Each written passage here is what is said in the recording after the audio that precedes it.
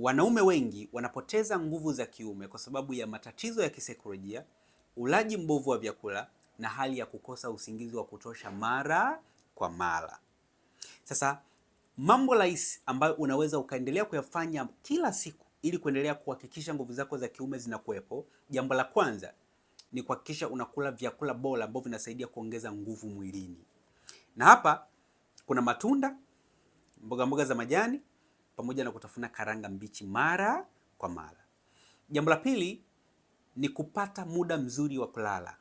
Lala masaa kuanzia 7 mpaka 8. Hii inasaidia zaidi kuongeza uzalishaji mwingi wa homoni ya testosterone na kufanya mfumo wa nguvu za kiume kufanya kazi kwa kiwango cha juu.